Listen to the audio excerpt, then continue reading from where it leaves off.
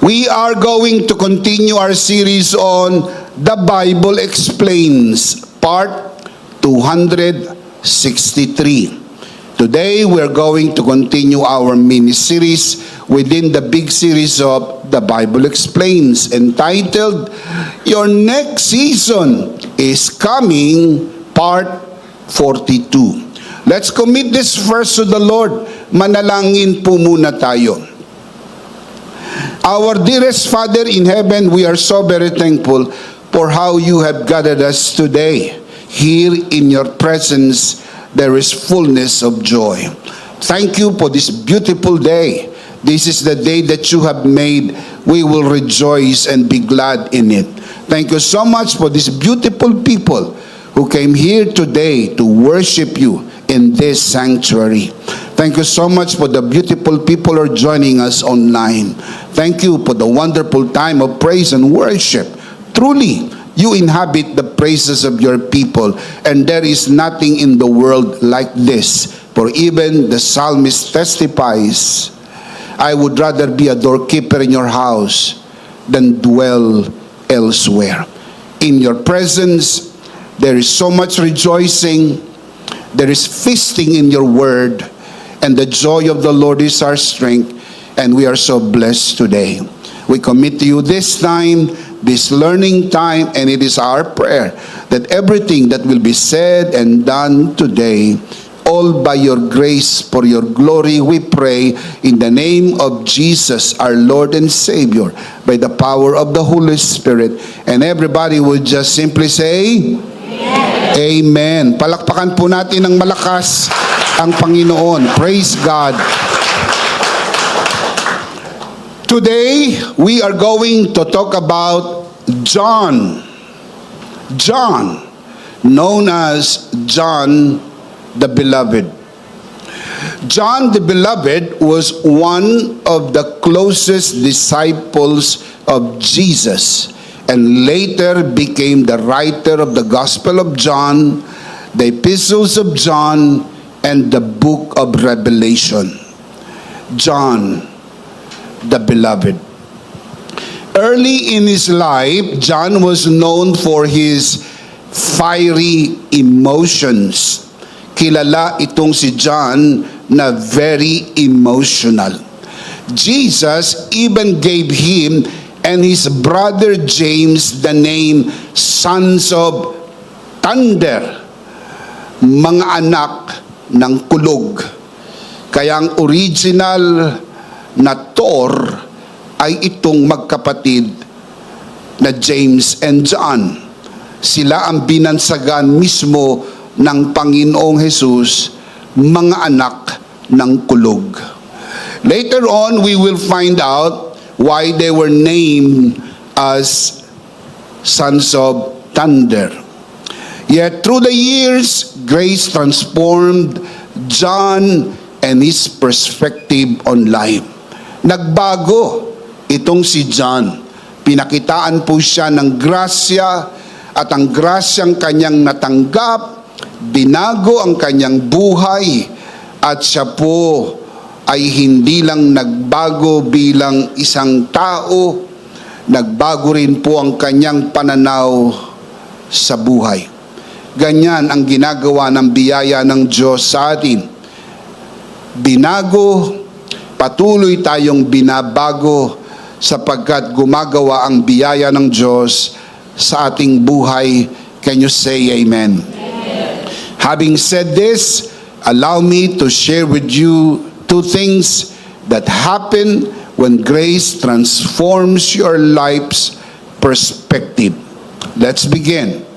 Number one, grace transforms your emotions into devotion. Again, write it down. Grace transforms your emotions into devotion. Early in John's walk with Jesus, he was a man of strong emotions. His passion for Christ was genuine, but it was not yet governed by spiritual maturity. Very emotional, Mataas ang level ng kanyang emotion, pero dahil hindi pa po ito guided ng spiritual maturity, ito po'y very loose. Kaya kung minsan ang ekspresyon ng kanilang emotions, lahat ng mga alagad sa kabuuan, and si John in particular, ay misguided.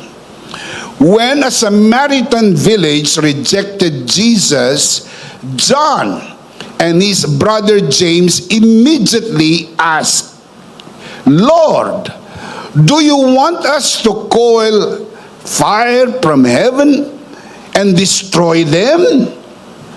Lord, gusto mo ba? Tumawag kami ng apoy galing sa langit at tupukin ang mga tao na ito. Ang tinutukoy po ni John ay ang mga Samaritans na nandun po sa isang village known as the Samaritan village. Dahil dumating po sila doon, walang welcome na tarpaulin, walang banderitas, walang confetti, at walang musiko. Kumbaga expected mo na dapat pagdating mo, di ba tulad ng dumarating yung mga malalaking tao, mga pumoso, mga kilala, dapat ay meron pong salubong, kumbaga. Famous na si Jesus ng panahon na ito. Marami na pong napabalita tungkol kay Jesus. Mga pilay na nakakalakad, bulag na nakakakita, mga may sakit na gumagaling, patay na nabubuhay, etc., etc. So mataas na ang level ng kanyang popularity, and yet the people in this Samaritan village did not give Jesus and his entourage the welcome that they thought they deserve. Kaya parang nag-init ang punong tenga nitong magkapatid na James and John. At tumaas ang kanyang presyon. Tumaas ang kanyang level ng emosyon. Ang sabi niya, "Lord, gusto mo ba? Tumawag kami ng apoy mula sa langit at tupukin ang mga tao na ito." I am very sure, pamilyar ang magkapatid na ito sa kwento ni Elijah sa Old Testament, kung saan si Elijah ay tumawag ng apoy galing sa langit at tinupok ang mga kaaway ni Elijah. So he was thinking, we can do the same. Bigyan mo lang kami ng permiso, bigyan mo kami ng hudyat. We can call fire from heaven and debar these people. Just give us the signal. We can call fire from heaven. Yun po ang misguided emotion. Kaya sila'y binansagang mga anak ng kulog, sapagkat hindi po nila mapigil ang kanilang emosyon. Ang emosyon hindi po masama. We are created with emotions, and by nature, every one of us is an emotional being.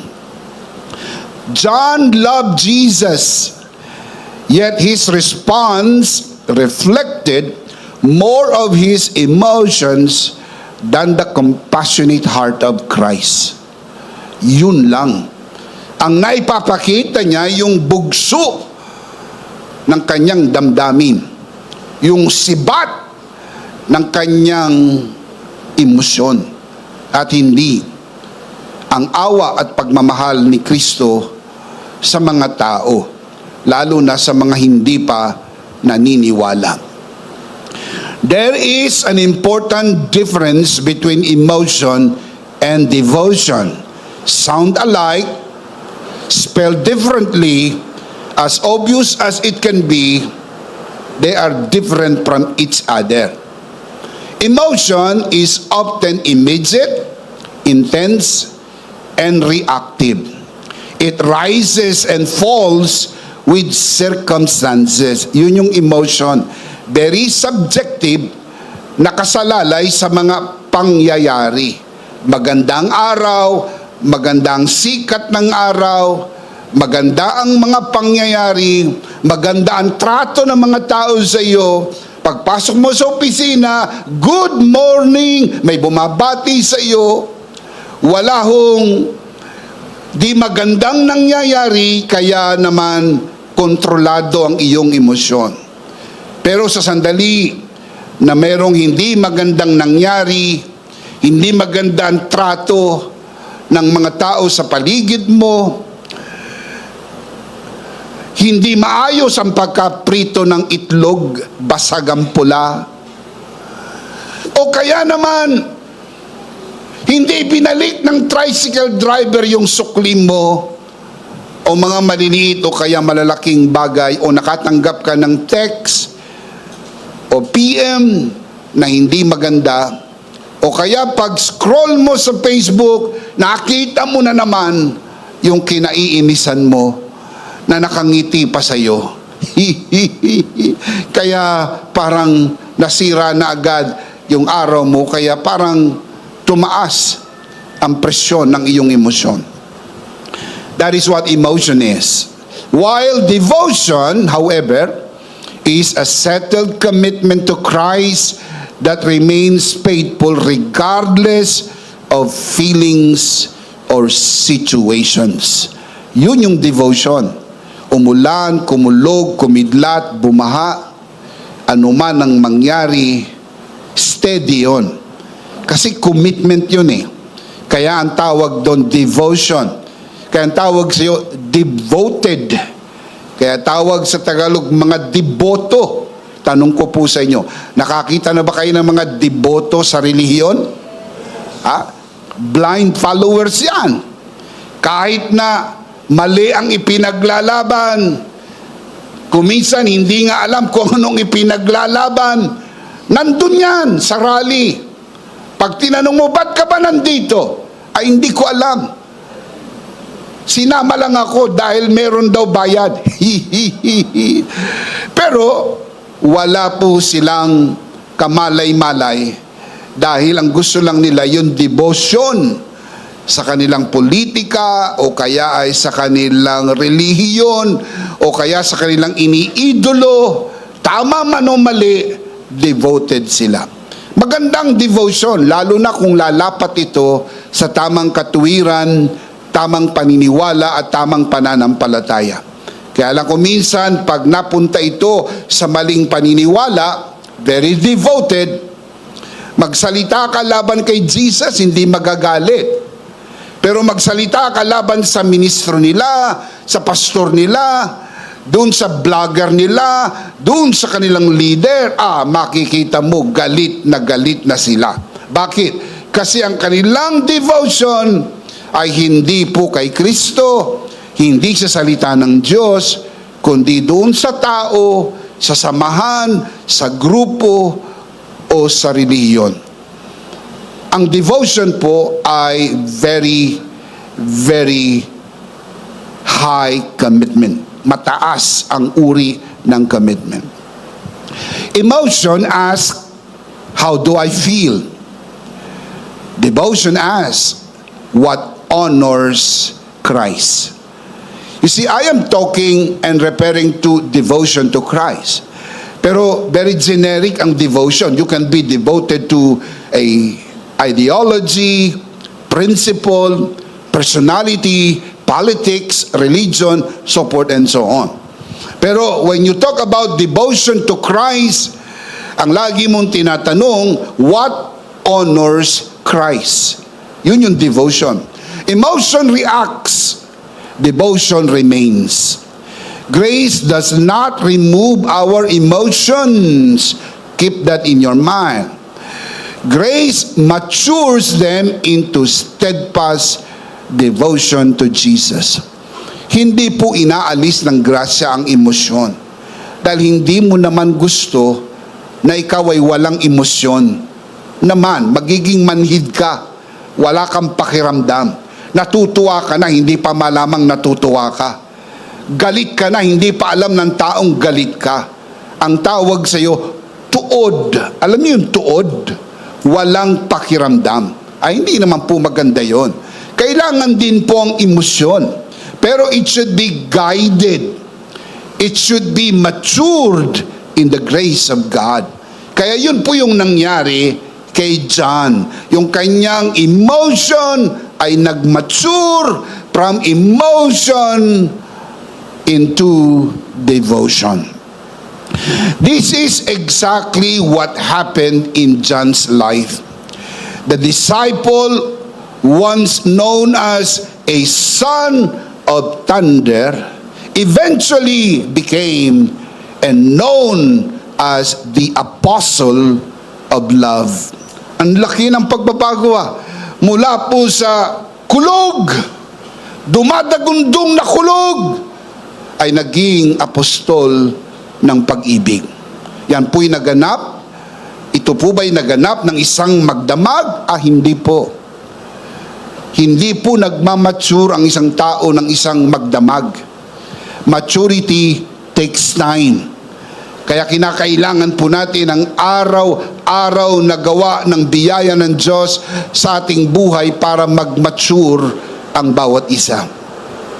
Years later, instead of calling for judgment like what he did in that Samaritan village, John repeatedly wrote about love, about grace, about fellowship, and abiding in Christ. Nagbago. May pagbabago. Laging tandaan, huwag mawala ng pag-asa sa sino man. Huwag sasabing, hindi na magbabago ang tao na yan.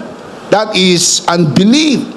Kailangan maniwala tayo sa positibong kayang gawin ng biyaya ng Diyos dahil dakila ang biyaya ng Diyos sa buhay ng bawat isa. If you believe that, shout amen. Shout amen. It's very important to believe because it only happens to those who believe. My question is, do you believe? How many believers we have today? Raise your hand and say, I believe. Palakpakan natin ang Panginoon. Praise God.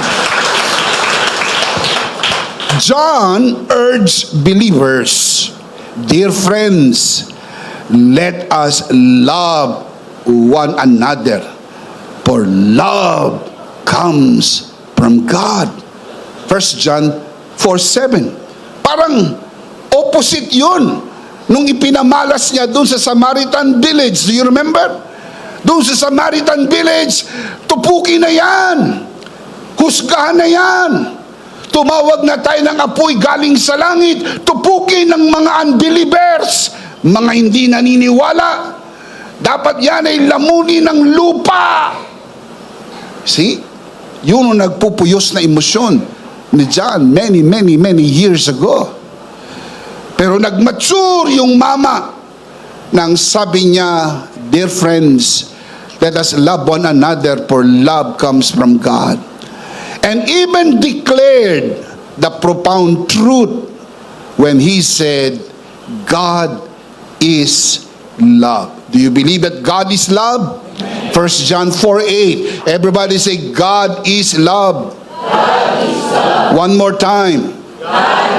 Doon sa mga nanonood sa broadcast na ito, maaaring yan ang pinakamahalagang mensahe na maririnig mo sa araw na ito. God is love. Because we want to let you know that He loves you, that He sent His Son, the Lord Jesus, to die on the cross just for you. He loves you and He has a wonderful plan for you. Dahil maraming mga tao ang nagdududa kung may nagmamahal pa ba sa kanila.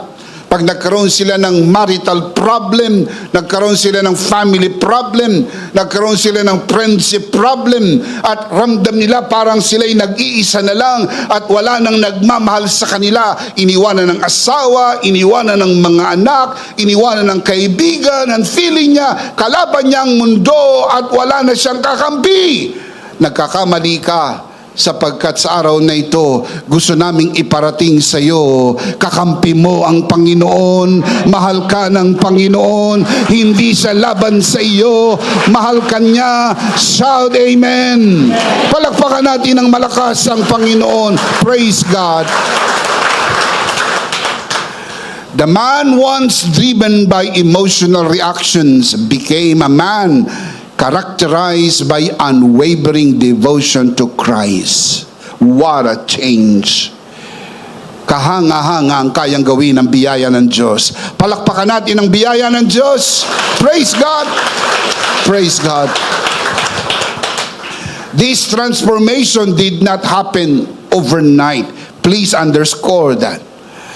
It developed as John continually walked with Jesus, witnessed his compassion, listened to his teaching, and ultimately stood near the cross where he saw the greatest demonstration of God's love. Keep this in your mind. I just do not know if you know this, but you should know this by now. Nang si Kristo'y napako sa krus ng Kalbaryo, suspended between the heavens and the earth, crucified between two thieves, lahat ng mga alagad nowhere to be found. Only John, the beloved, was able to come near the cross. And on the foot of the cross, he saw everything. He saw everything. He saw the greatest demonstration of God's love. He heard the very words of Jesus, Father, forgive them, for they do not know what they do. And on that cross, he spoke to John. He said, John, take care of my mother. When he said, behold your mother. Sa dami ng mga alagad na pwede niyang ipagkatiwala ang kanyang mahal na ina, ipinagkatiwala niya ang kanyang mahal na ina sa kanyang alagad na si Juan. Transformation do not happen overnight. Kaya kung may nakikita kayong kahinaan sa sino man, o kaya nakikita niyong kahinaan sa buhay ninyo, huwag kayong masiraan ng loob. Hindi pa tapos ang biyaya ng Diyos sa buhay ninyo. Gumagawa pa rin ang Diyos ng pagbabago sa buhay natin. Come on, shout amen! Malakas sa palakpakan para sa Panginoon. Praise God. At Calvary, John saw that God answered human rebellion not with consuming fire of judgment, but with the sacrificial death of His Son. Nandun siya. Lahat ng mga alagad ay nagtatago, si John lang ang nandun. Tinutuya siya ng mga tao, dinig na dinig ni John. Sabi ng mga tao, kung siyang Mesiyas, iligtas niya ang kanyang sarili. Jesus could have done that. Pwede siyang tumawag ng apoy galing sa langit at tupukin ang lahat ng mga tao na ito na umalipusta sa anak ng Diyos. Pero hindi niya ginawa. Hindi niya ginawa. Sapagkat sa likod ng kanyang isip, kailangan kong tapusin ito. Ito ang dahilan kung bakit ako naparito. Kailangan kong tapusin ito. Dahil sa likod ng kanyang isip, naroon tayo. Matapos ko lang ito, mailalapit niya tayo sa Ama. Salamat sa biyaya ng Diyos. Come on, give Him praise. Thank God for His grace. Praise God. And now you understand why we do what we do. Because the greatest message of all is the message of grace. Tinis lahat ni Kristo ang lahat ng pagdurusa, lahat ng kahirapan, lahat ng sugat mula ulo hanggang paa, para mabigyan ng pag-asa ang mga may sakit. Pinagaling ka na ng Panginoon sa iyong karamdaman.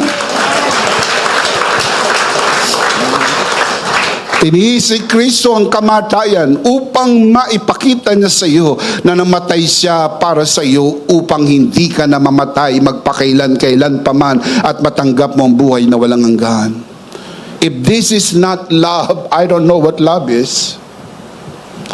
That's why John said, God is love. Can you say amen? Beautiful, beautiful message. Let's give him praise. Let's give him praise.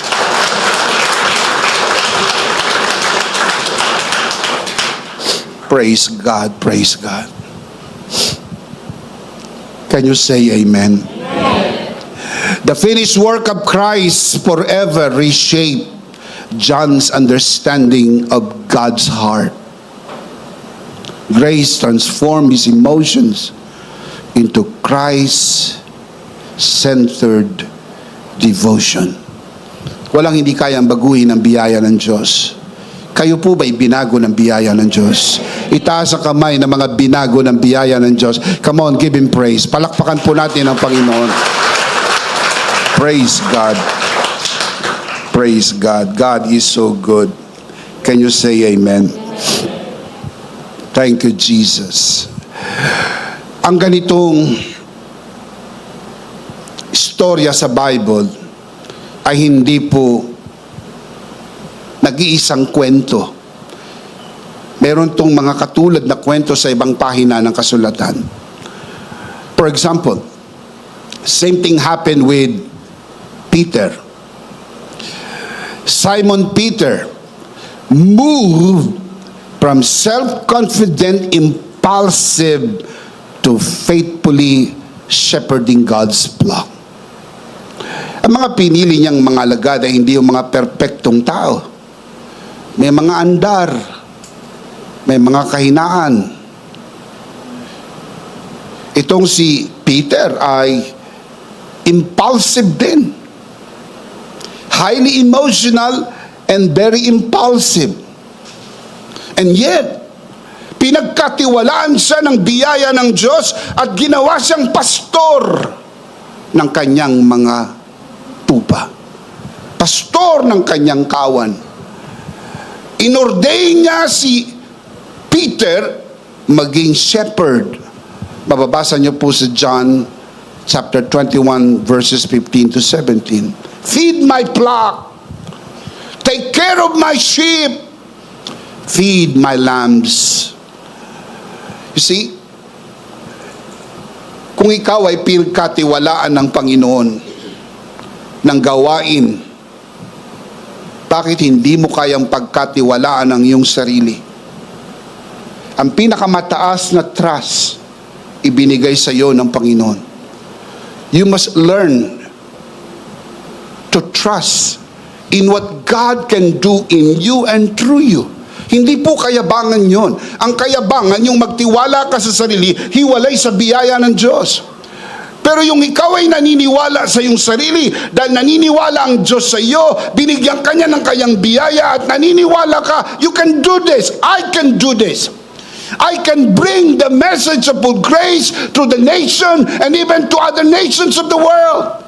Kahit hindi naniniwala ang denominational, kahit hindi naniniwala ang ibang mga pastor, kahit hindi naniniwala ang ibang mga tao, hindi nyo kaya yan, maliit lang kayo na grupo, hindi nyo kaya yan, hindi kayo ganun karami, hindi kayo ganun kayaman. Yun ang sabi nila, mayaman ng Diyos, dakila ang biyaya ng Diyos, walang imposible sa Diyos, siyang tumawag sa iyo at gagawin ng Diyos ang pinagagawa niya sa iyo sa pamagitan ng kanyang biyaya. Can you say amen? Hindi ka naman niya tinawag dahil perfecto ka. The last time I checked the Bible, wala naman tinawag na perfecto. You're still a working project. I am still a working project. We all still working projects. Hindi pa tapos ang biyaya. Pero ang magandang balita, your next season is coming. Palakpakan natin ang Panginoon. Your next season is coming.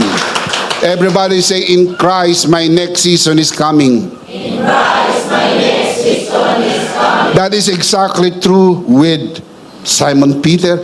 Also true with Saul of Tarsus. Later on became Paul.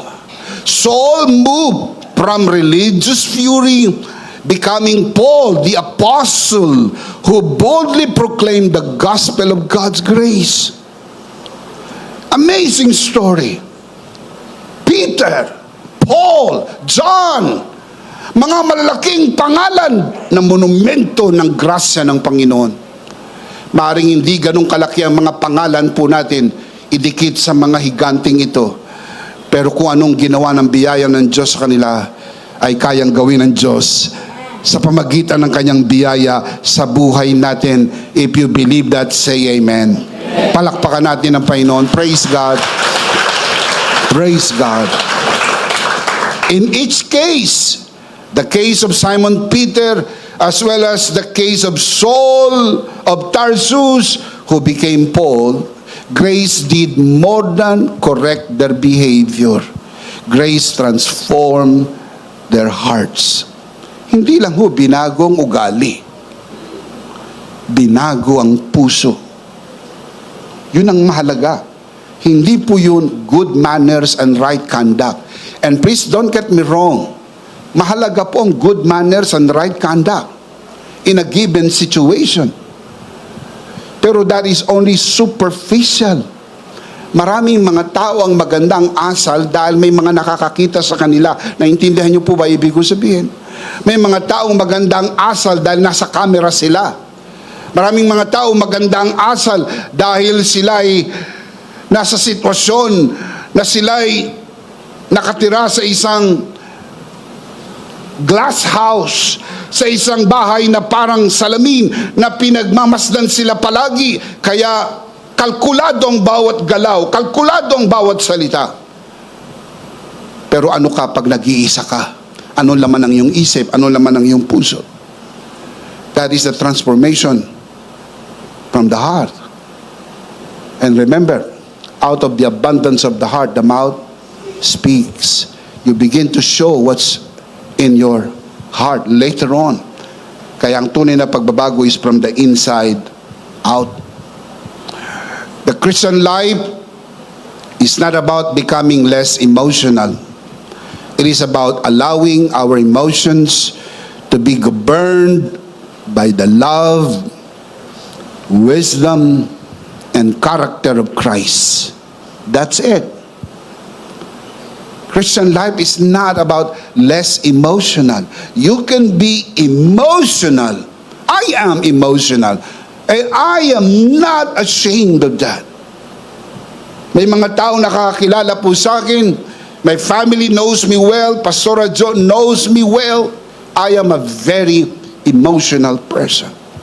But I pray every day that I will continue to grow and grow and grow to the point of maturity, that this emotion will always be guided by the grace of God. And I am not hopeless. In fact, I am very hopeful. I am not yet there, but I'm on my way. Patuloy tayong binabago ng Panginoon. Can you say amen? Practically, many believers today sincerely love God, but still allow emotions to control their responses. Walang kabagay-bagay, nakaangil. Nakasigaw agad. Anger, offense, pride, envy, jealousy, frustration can easily replace compassion and patience. Nakikita mo rin sila sa church. Nagsaserve din sila kay Lord in whatever capacity they can. Many of them, if not all of them, tumatayo rin sa pulpit. Nagtuturo, nangangaral, tumutugtog, nagsusong lead, nagli-lead in whatever capacity we do. But still, uncontrolled anger. Biglang napapamura. Biglang napapasigaw. Hindi ka na-disqualify. Ikaw yung patuloy na nakakaranas ng pagbabago ng biyaya ng ating Panginoon, sapagkat walang hindi kayang baguhin ng biyaya ng Diyos. Can you say amen? Palakpakan natin ang Panginoon. Praise God. Spiritual maturity is not measured by how intensely we feel, but how faithfully we reflect Christ. The more deeply we understand His grace, the more our hearts become devoted to Him and compassionate toward others. Practically speaking, allow God's grace to govern your emotions and deepen your devotion to Christ through daily fellowship with Him. Mapapansin mo ito. Pag hindi regular ang iyong devotion, o kaya wala kang morning devotion, ang bilis sumibat ng iyong emotion. Kasi walang nagko-control, walang nagtitimon ng iyong emotion on that day. But when you begin the day with the grace of God, meron pong nagtitimon ng iyong emotion. There is a great chance that this day, you will live in a very controlled emotion. Kaya mahalaga po na i-practice po natin ang our daily grace. This is the most easiest, if I say that more emphatically, the most, that is superlative, easiest, that is another superlative, just to highlight the point, the most practical way, the easiest way to practice your devotion every day. Ready na. Ready na po yung materials. Ipin-repair ayon sa grasya. Kaya merong grasya araw-araw. Merong grasya araw-araw. Pag sinabay mo sa kape, in less than 5 minutes, you have a spiritual intake of grace. Now, this is just a suggestion if you want to, because we believe it works. Our daily grace. Begin the day with the grace of God. If you believe that, say amen. As you rest in Christ's finished work, His grace will shape your heart and enable you to extend the same grace to others. Pag napuno ka ng grasya at natabig ka, anong tatapon? Grasya. Now put this in your mind. Kung may hawak kang baso at yung baso ay puno ng gatas at natabig ka, anong tatapon? Kape? Gatas. Imposibleng kape. Dahil ang laman ng baso ay gatas. So what's inside will come out. Kaya kung puno ka ng grasya sa araw na yan, at bigla kang nakat, nagdadrive ka, bigla kang nakat, ang lalabas ay grasya. Bigla ka natapakan, bigla ka na insulto, sa opisina nagmi-meeting, bigla kang ininsulto. Hindi ka magre-react negatively. Dahil ang tatapon doon ay grasya. Bakit? Kasi bago ka pumasok sa opisina, nagkarga ka ng grasya. Are you getting this? That's why every day you have to have intake of grace. Intake of grace. Dahil you'll never know. Kahit anong bait mo. May mga kasama kayo sa opisina, walang bait. Nasiraan ng bait. Kahit ang tahimik ka lang nagmamaneho, sumusunod ka sa batas trapiko, may mga nagmamanehong demonyo. Oh, should I say, parang demonyo. Hindi biglang mag-flare up ka. Magwawala ka. Lalabas ka pa sa kotse mo at makikipag-away ka. Yung pala, naka-video ka na. Tapos in-upload. Si pastor nakikipag-away. Ayun, trending ka. Si brother nakikipag-away. Hindi mo lang napigil ang sarili mo. Mo-order ka sa Jollibee. Meron pala sa likod mo, kasama mo sa church. Nakikipag-away ka. Dahil sa gutom ka na. Karamihan sa mga gutom, mainit ng ulo. See? Things like that. Pero at least, bago lumabas ang bahay, magkarga tayo at punuin natin ang ating mga damdamin ng mensahe ng biyaya. Can you say amen? Palakpakan natin ang Panginoon. Praise God. Praise God.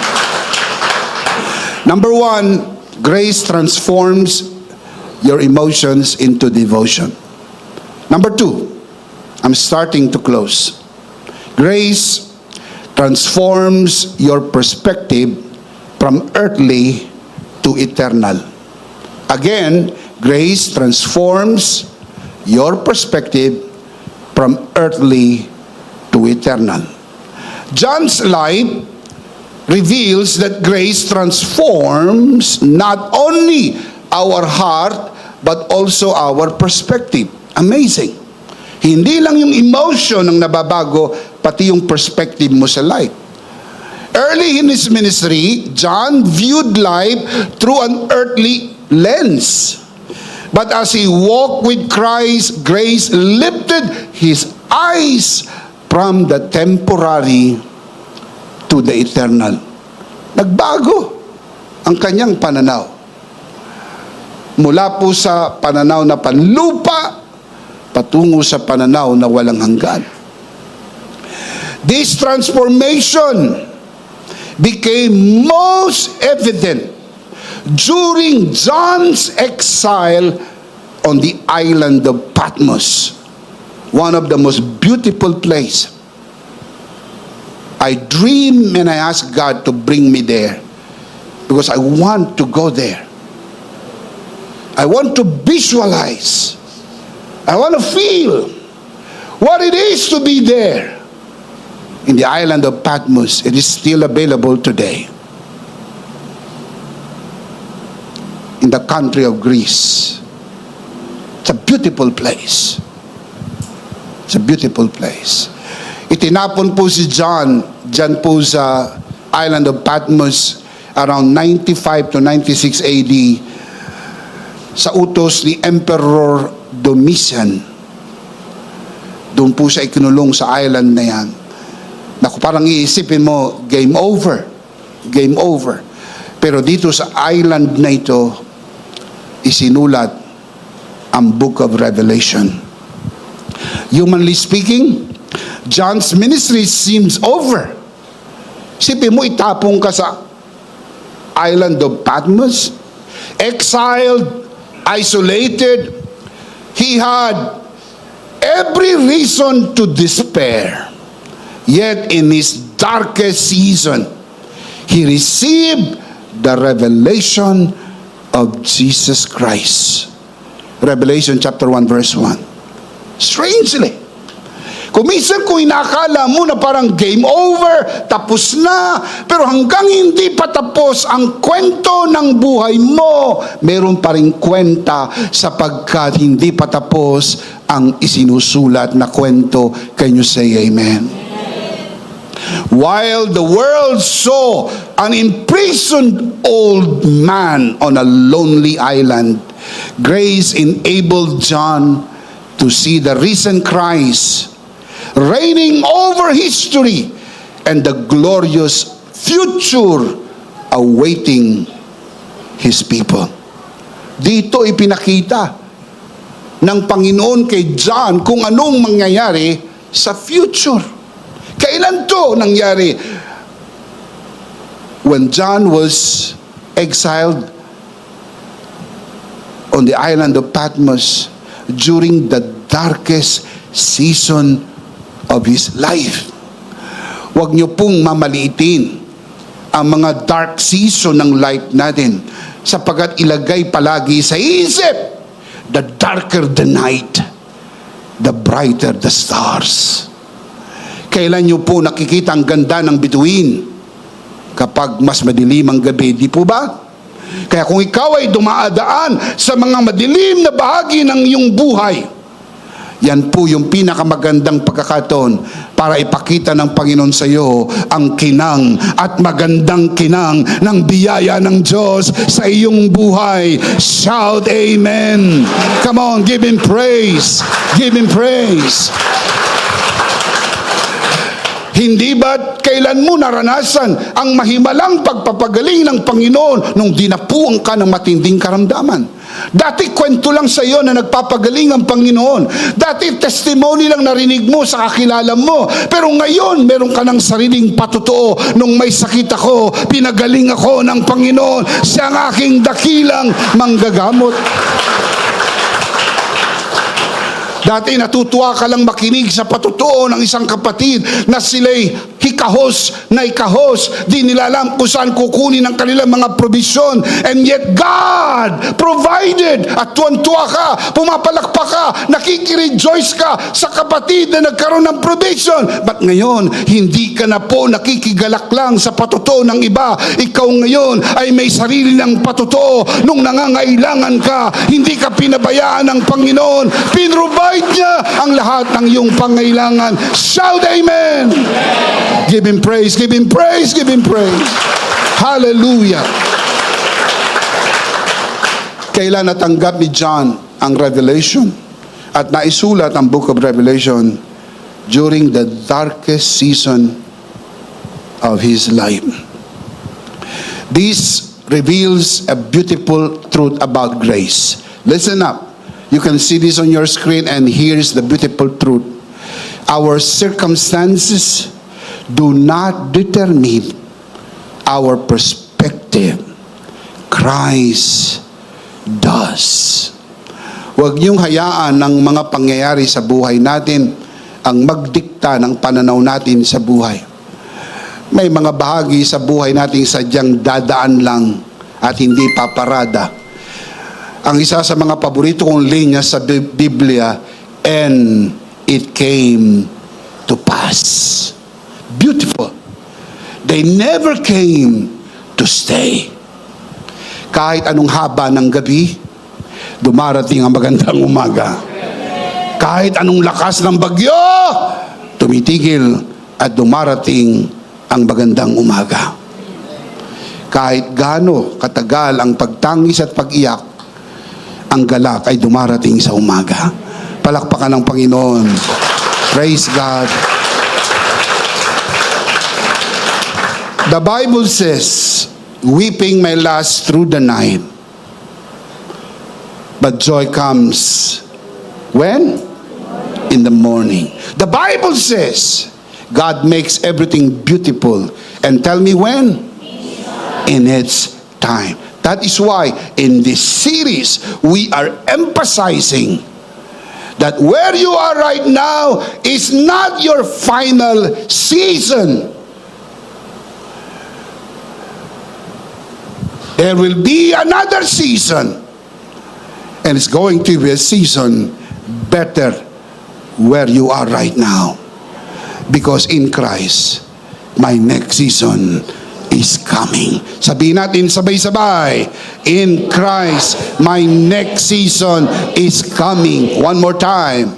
In Christ, my next season is coming. What appeared to be the end of John's ministry became the beginning of one of the most significant books in the Bible, the book of Revelation. Why so significant? Because what John saw on that island of Patmos, thousands of years, the same thing Daniel saw. Kaya pinagdidikit po yung dalawang libro, Daniel and Revelation. Hindi po nagpanagpo ang dalawang tao na ito. Thousands of years ang layo po nila. And yet they saw the same thing. God, the same God who showed the revelation to Daniel, the same God who showed the revelation to John. Strangely, amazingly, John's writing consistently directed believers beyond the present, going to eternity. Let me just give you a snapshot. I cannot discuss with you the book of Revelation. It will take forever. So just a snapshot. John wrote about the return of Christ in Revelation 19 as King of Kings and Lord of Lords. This will happen at the end of the tribulation. This will happen at the height of the battle of Armageddon. Christ will come, defeat the Antichrist, save Israel. Amazing story. Kaya kung ikaw ay Hudyo, na parang nawawalan ka ng pag-asa dito sa mundo na ito, begin to look up and look at what John wrote. There is hope. There is great, great hope. After that, anong mangyayari? Sa Revelation chapter 20, verse 1 to 3, we can read what is known as the millennial kingdom. Maghahari si Kristo sa mundo ng 1,000 taon. King of Kings and Lord of Lords. Ang buong mundo ay paghaharian ng Panginoon during the millennial kingdom. After that, anong susunod? Revelation chapter 21 verse 1. Ang sabi ni John, I saw the new heaven and the new earth. So there is hope. There is hope. May pag-asa kang tinatanaw. Yun ang ginagawa ng grasya. Hindi ka nakatingin sa lupa, hindi ka nakayuko, nakatingala ka, sapagkat alam mo, may pag-asa. Can you say amen? The new heaven and the new earth. What happened next? After that, meron ng new heaven and new earth. The Bible says, the new Jerusalem will come down from heaven. Ibababa ang New Jerusalem. I call it amazing New Jerusalem. Ang sukat na ibinigay sa atin ng Bible ay 1,500 miles. 1,500 miles perfect cube.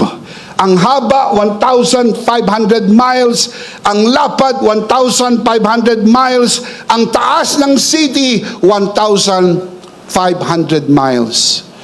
But if you want to know the square miles, ito po i-multiply nyo lang. 1,500 times 1,500 equals to 2,250,000 square miles. Ganyang kalaki yung city na manggagaling sa itaas, ibababa. Mas malaki po yan kaysa sa biggest city ng modern world. Bishop, ano po ba ang biggest city in modern world? Tokyo. Tokyo is the biggest city in the modern world. Ang sukat lang ng Tokyo ay 847 square miles. Yun lang ang sukat ng Tokyo. In fact, itong New Jerusalem mas malaki kaysa Japan. Bakit? Ang sukat lang po ng Japan ay 145,000 square miles. So city lang, mas malaki pa siya sa isang bansa, buong Japan na. Of course, not to mention, siyempre, mas malaki yan sa Pilipinas. Ang Pilipinas po ay 115,000 square miles lang. Ang pinaka maliit na continent ay ang Australia. Ang Australia po ay 2.9 million square miles. Ito po, 2.25 million square miles. Maliit lang ng konti sa Australia. City po ito, city. Bababa ito, galing sa langit, ibababa. Luwa ang mata mo, laglag ang panga mo, kahanga-hanga ang biyaya ng Diyos. Come on, give Him praise! Give Him praise! Mas malaki ito sa country ng India. Ang India po ay 1.2 square miles lang. City, one city. Amazing. Kaya mga kapatid, pinapaalalahanan ko kayo, huwag masiraan ng loob. Malapit nang bumalik ang ating Panginoon. It's not going to be too long. Jesus is coming very, very, very soon. If you believe that, shout amen. Come on, if you believe that, shout amen. Make a joyful noise to the King of Kings and to the Lord of Lords. Shout amen. You know how John ended the book of Revelation? He looked up and said, "Come, Lord Jesus, even so, come, Lord Jesus." It was a prayer some 2,000 years ago. And the same prayer we pray today, Lord, bumalik ka na. Lord, bumalik ka na. Come, Lord Jesus, even so, come, Lord Jesus. How many of you today, you want the Lord Jesus to come back now? Taas ang kamay. Gusto niyo na bumalik ang Panginoon? Taas ang kamay para malaman namin kung sino yung ayaw pa. Taas ang kamay nang gusto niyo bumalik na ang Panginoon. Palakpakan natin ang Panginoon. Woo! Make a joyful noise.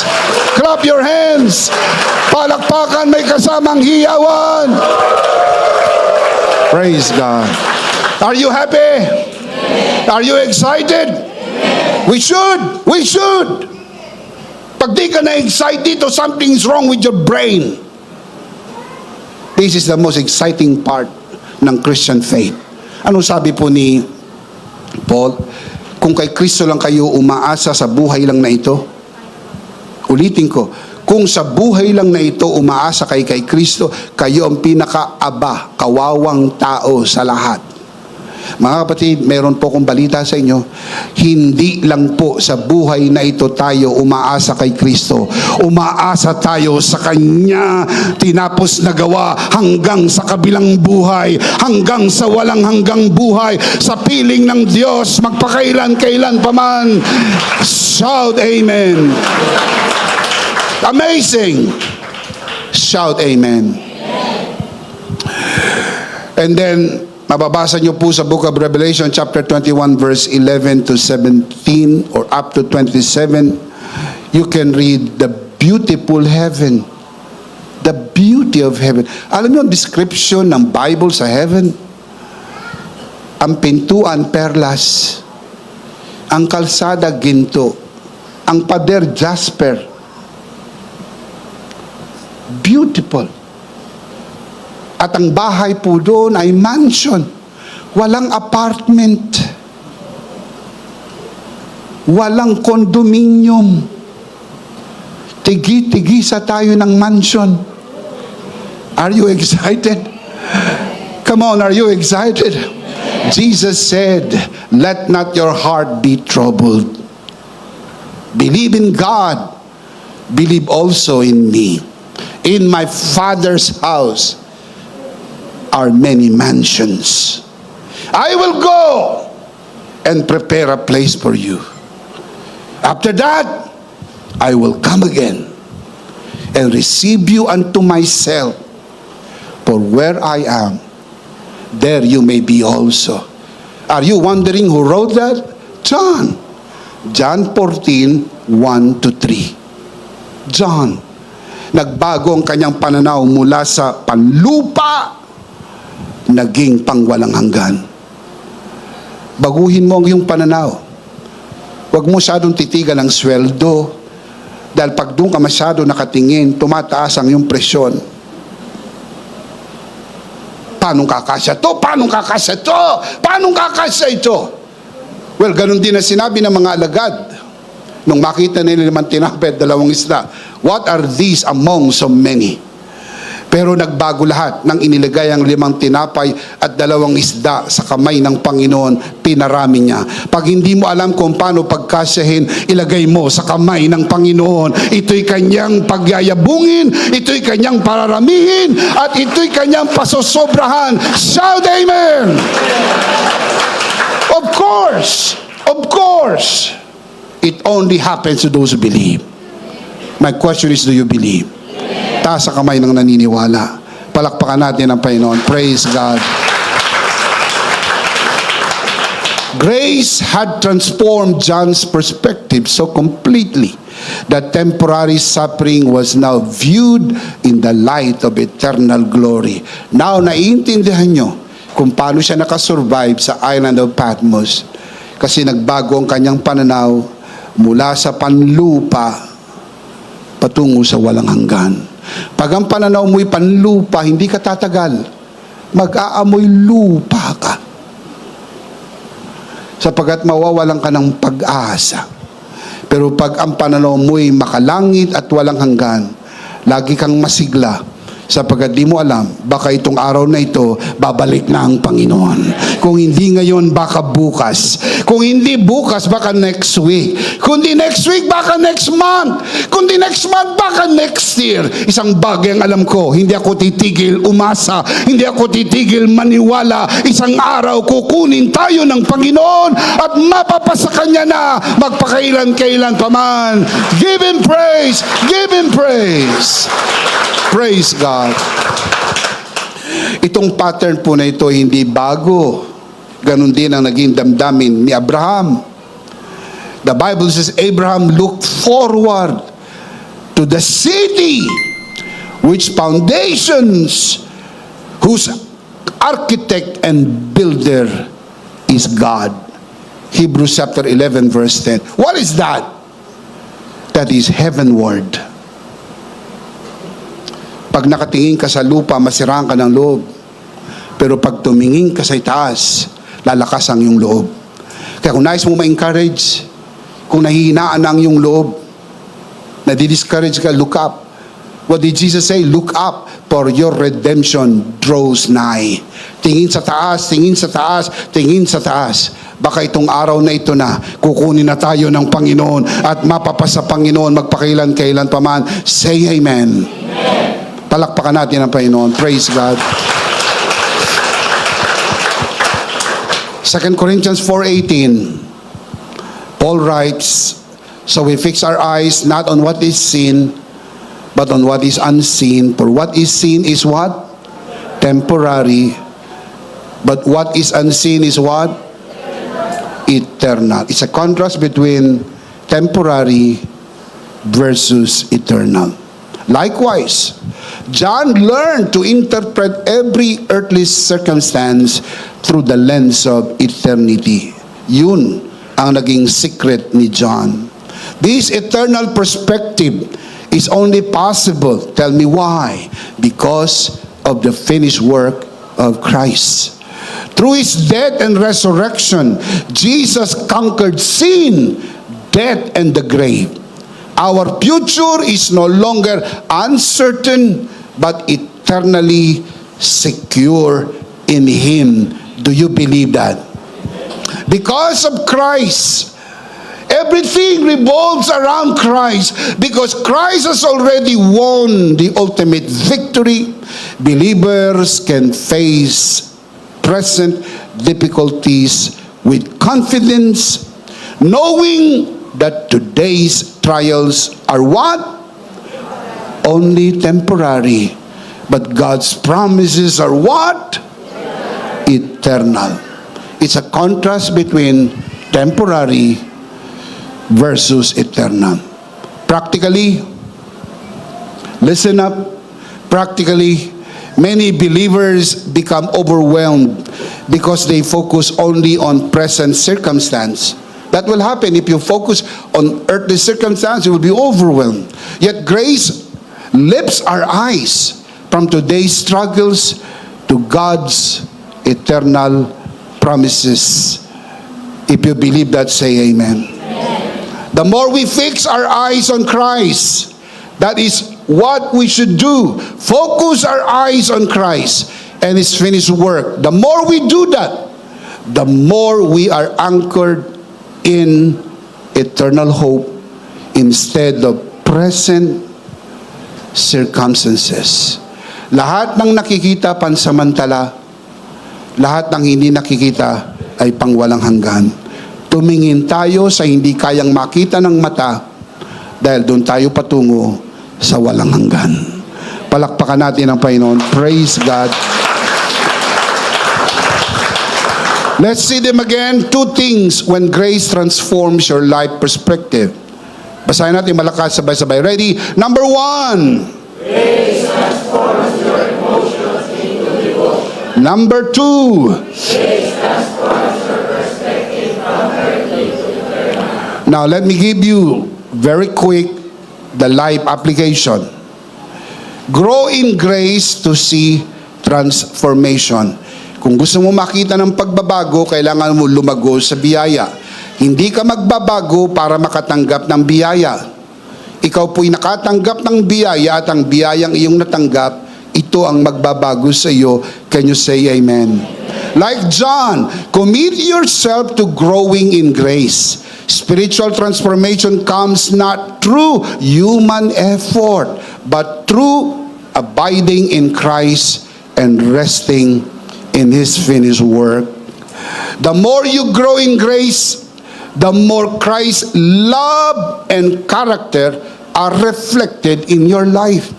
As the scripture declares, we are being transformed into His image with ever-increasing glory. 2 Corinthians chapter 3, verse 18. Patuloy tayong binabago ng biyaya ng Diyos. Can you say amen? Number 2, live each day with an eternal perspective. Like John on Patmos, do not let present circumstances define your perspective. Whether you are in a fruitful or difficult season, wherever you are in the equilibrium of life, extreme left or extreme right on the equilibrium of life, remember that your life is secure in Christ's finished work. Ang angkor at ang nagtitimo ng ating buhay is not what we do, but what Jesus did on the cross for us. Can you say amen? View every challenge through God's eternal promises. Keep your eyes on Jesus. Keep your eyes on Jesus and live each day in the light of eternity. Focus on Jesus. Only on Jesus. No one but Jesus. Jesus, period. The scripture says, Colossians 3:2, set your minds, tell me where? On things above, not on earthly things. Let's see them again. 2 life application. Basahin natin malakas at sabay-sabay. Sit up straight. Read 2 life application. Sabay-sabay. Malakas. Ready? Number 1. Do you want to see transformation? What do you do? Grow in grace. Number 2. Live each day with an eternal perspective. The big idea is, in Christ, my next season is coming. And your next season, my dear brothers and sisters, mga kabiyaya, is where grace transforms your life's perspective from earthly to eternal. Of course, we do not want to end this broadcast without giving you the opportunity to receive Jesus today and be saved. Today is the day of salvation. Kung nais mong tanggapin ang Panginoon sa iyong puso bilang Panginoon at sarili mong tagapagligtas, sa lahat ng narito sa bulwagan na ito, lalo na sa mga nanonood sa broadcast na ito, hinihiling ko po, samahan natin ang ating mga bisita na nanonood sa broadcast na ito. Taas natin ang ating dalawang kamay. Lahat ng narito sa bulwagan na ito. Taas natin ang ating dalawang kamay. Ipikit ang mata. At sumunod sa panalangin ng pagtanggap at ariin na isang personal na panalangin bawat tataga ng panalangin na ito. Manalangin po tayo. Panginoong Jesus, ako po'y makasalanan. Hindi ko po kayang iligtas ang aking sarili. Ako'y mapapahamak ng hiwalay sa iyo. Narinig ko po ang mabuting balita. Ako po'y naniniwala. Tinatanggap kita sa aking puso bilang aking Panginoon at aking tagapagligtas. Salamat po. Pinatawad mo na ang aking mga kasalanan. Isinulat mo na ang aking pangalan sa aklat ng buhay. Sa pangalan ni Jesus, Amen. Ako na lang po mananalangin. Ama, sa oras na ito, itinataas ko po sa harapan ng sino man sumunod sa panalangin ng pagtanggap sa loob ng bulwagan na ito, lalo na sa mga nanonood sa broadcast na ito. Pinagkakatiwala po namin sila sa iyong kagandahang loob na sila'y lumago sa biyaya at sa bagong natagpuang pananampalataya sa pangalan ng Panginoon Jesus. Tayong lahat ay magsabi ng Amen. Palakpakan po natin ang Panginoon. Praise God. Praise God. Tayo po'y dumako sa ating banal na komunyon. Kunin po natin ang ating communion elements and let's do this together.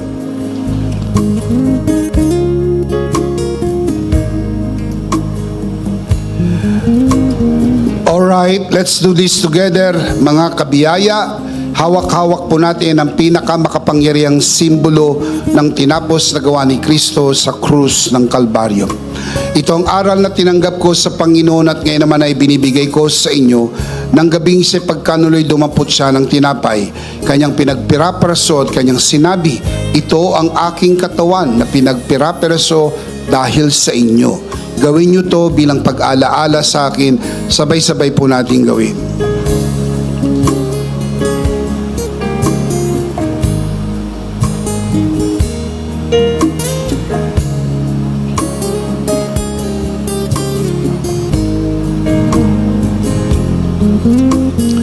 Gayon din naman matapos magkapunan ay kanyang hinawakan ng saro at kanyang sinabi, ito ang saro ng bagong tipan na pinagtibay ng aking dugo.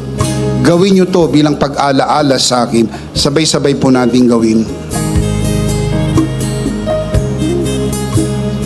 Ate po itaas ang ating dalawang kamay at sumunod po tayo sa panalangin na ito ng malakas.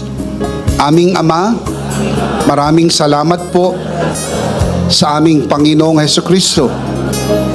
Panginoong Hesukristo, maraming salamat po sa iyong banal na dugo na iyong itinigis sa krus ng Kalbaryo. Dahil po dito, lahat ng aming kasalanan ay iyon ang pinatawad. Maraming salamat po sa iyong katawan na nabugbog at nasugatan. Dahil po dito, lahat ng aming sakit ay iyon ang pinagaling. Gaya ng nasusulat, sa iyong mga sugat, ako'y magaling na. Ako'y naniniwala, ako'y magaling na. Aking dinideklara, ako'y magaling na. Ako'y malusog, malakas, masigla, pinagpala, pinaburan, at mabubuhay ng mahaba. Sa pangalan ni Jesus, maraming salamat po, Banal na Espiritu, sa iyong kapahayagan sa mensahe ng biyaya. Sa pangalan ng Panginoong Jesus, Amen. Amen. Palakpakan po natin ang Panginoon. Praise God. Isang beses pa, malakas, sabay-sabay. Ano po ang big idea? Mas malakas pa.